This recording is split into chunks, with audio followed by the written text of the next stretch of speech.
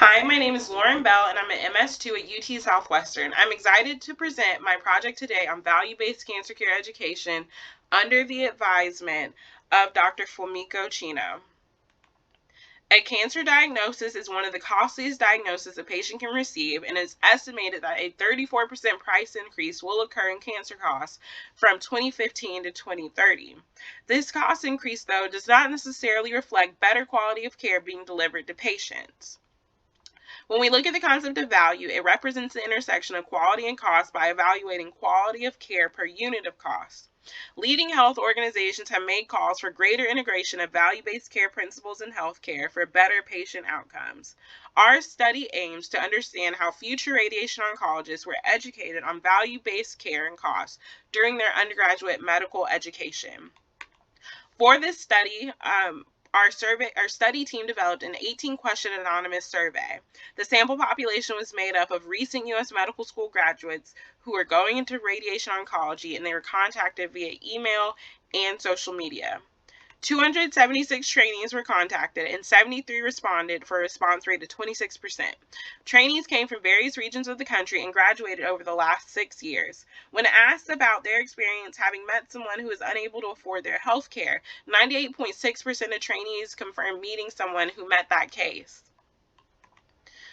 The driver of this study was to better understand educational experiences. In this graph, we see those experiences for value, cost, and insurance.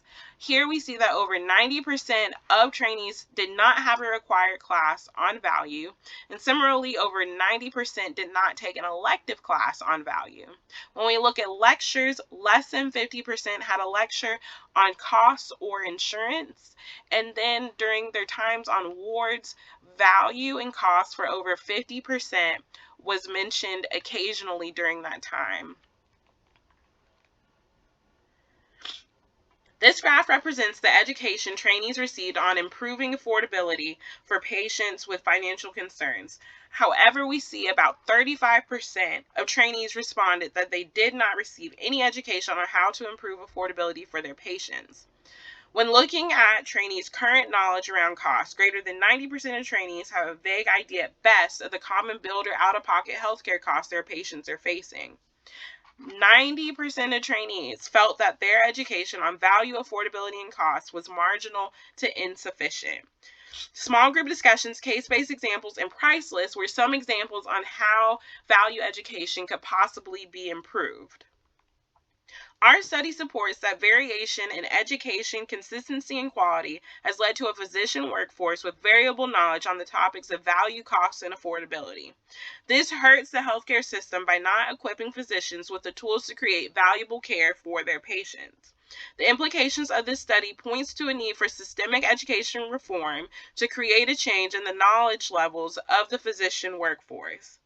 Possible limitations of our study is our sample size not being large enough to generalize the population in question. Further research we would like to pursue is to characterize the curriculum for value, cost, and affordability being used in medical schools. Again, I just want to thank Dr. Chino for all of her help and support, and also would like to thank the Memorial Sloan Kettering Summer Fellowship Program for funding. Thank you.